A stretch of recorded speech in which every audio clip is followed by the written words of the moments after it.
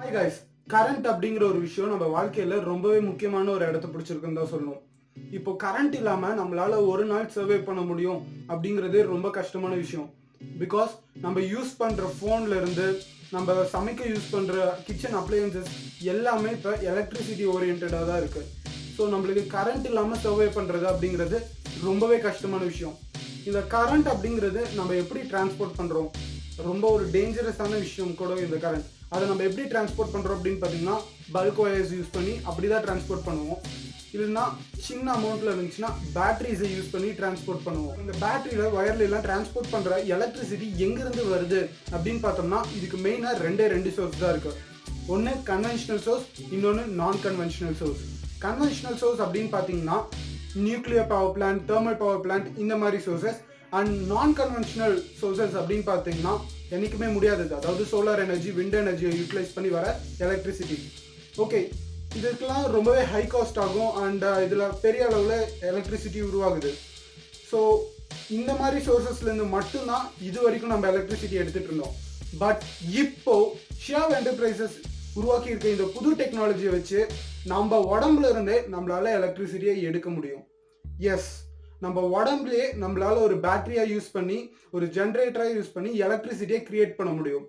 And அது எப்படிங்கிறது தான் நீங்க இந்த வீடியோல பார்க்க போறீங்க. So welcome and welcome back to this channel. நான் லலித் தர்ஷன்.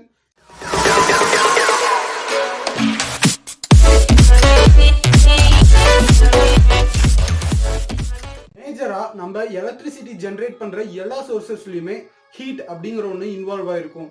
ஸோ இந்த ஹீட்டை வச்சு தான் நம்ம மெயினாக எலக்ட்ரிசிட்டியை உருவாக்குறோம்.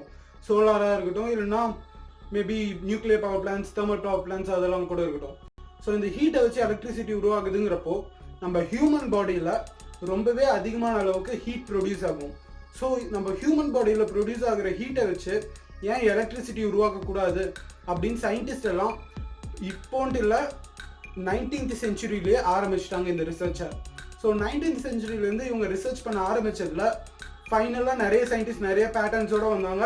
எந்த ஒரு பேட்டர்னும் ஃபுல்லாக சக்ஸஸ்ஃபுல்லாக வெளியே வரல.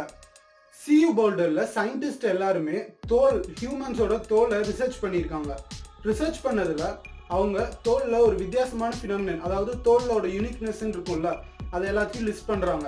என்ன அப்படின்னா, தோல் வந்துட்டு எப்பயாவது லைட்டாக கீரல் விழுந்து கிழிஞ்சிருச்சு அப்படின்னா திருப்பி அதுவாகவே சரியாயிருது அப்படிங்கிறத நோட்டீஸ் பண்ணியிருக்காங்க. ஸோ தோலோட இந்த ஒரு கேரக்டரிஸ்டிக்ஸ் தான் ஹியூமன் ஜென்ரேட்டர் அப்படிங்கிற ஒரு கான்செப்ட் எவால்வ் ஆனதுக்கு ஒரு ரீசன் அப்படின்னு சொல்லலாம்.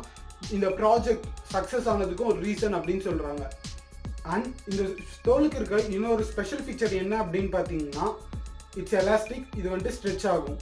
ஸோ இந்த எல்லா ஃபீச்சர்ஸையும் சியூ போல்டரில் இருக்க ரிசர்ச்சர்ஸ் பார்த்துட்டு இதை நம்ம ஏன் ஹியூமன் ஜென்ரேட்டர் கான்செப்டுக்கு யூஸ் பண்ணக்கூடாது, பிகாஸ் பல வருஷமாக எத்தனையோ பேட்டர்ன்ஸ் கிரியேட் பண்ணியிருந்தாலும் எதுவுமே சக்ஸஸ்ஃபுல்லாக இப்போ வரைக்கும் இருந்ததில்லை. ஸோ இந்த தோல் அப்படிங்கிறது ரொம்ப சென்சிட்டிவான ஒரு விஷயம். ஸோ இதே மாதிரி தோலை ஆல்டர் பண்ணுற மாதிரி ஒரு மெட்டீரியல் கிடைச்சிது அப்படின்னா இத்தனை வருஷமாக பல சயின்டிஸ்ட் ட்ரை பண்ணி ஃபெயிலான ஒரு பேட்டர்னான ஹியூமன் ஜென்ரேட்டர் வந்துட்டு சக்ஸஸ்ஃபுல்லாக பண்ண முடியும் அப்படின்னு நம்பியிருக்காங்க.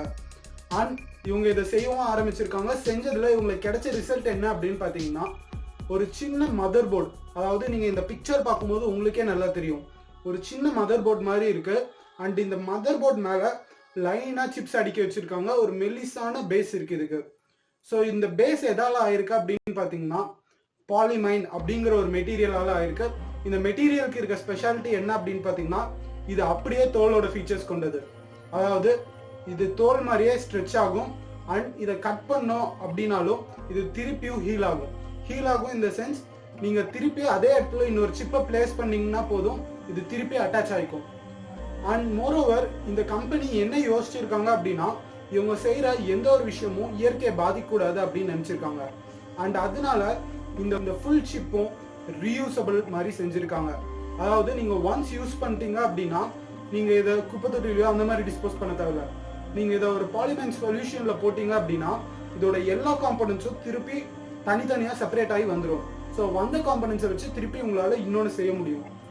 ஓகே, ஸோ இத்துக்குலியுண்டு ஒன்று இருக்கே, இதை வச்சு எவ்வளோ எலக்ட்ரிசிட்டி உருவாகும், இதெல்லாம் எதுக்கு பார்த்தோம் அப்படின்னு கேட்குறீங்களா? சரி, இதை எப்படி யூஸ் பண்ணோம் அப்படின்னு ஃபர்ஸ்ட் பார்த்தீங்கன்னா இதை டைரெக்டாக நீங்கள் உங்கள் தோலில் ஒட்டிக்கணும் அப்படின்னு சொல்கிறாங்க.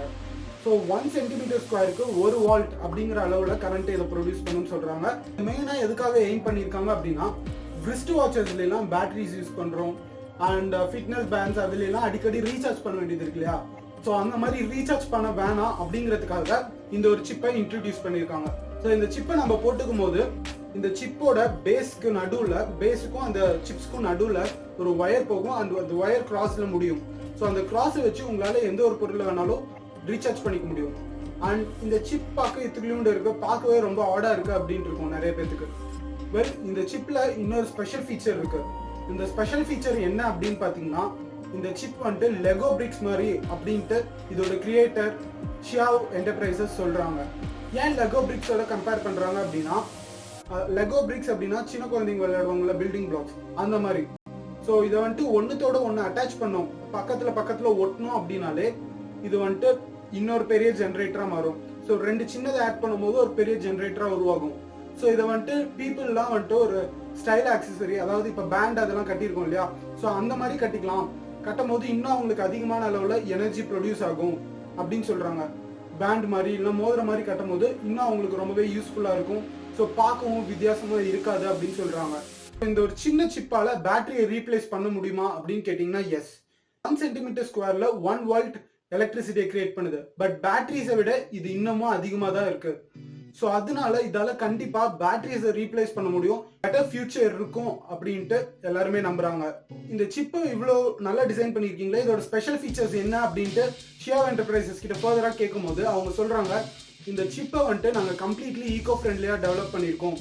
அதாவது இதை டிஸ்போஸ் பண்றதுக்கு கூட தேவையில்லை, இதை வந்துட்டு திருப்பி ரீசைக்கிள் பண்ணி எத்தனை தொட்டி வேணாலும் யூஸ் பண்ணலாம் அப்படிங்கிறாங்க.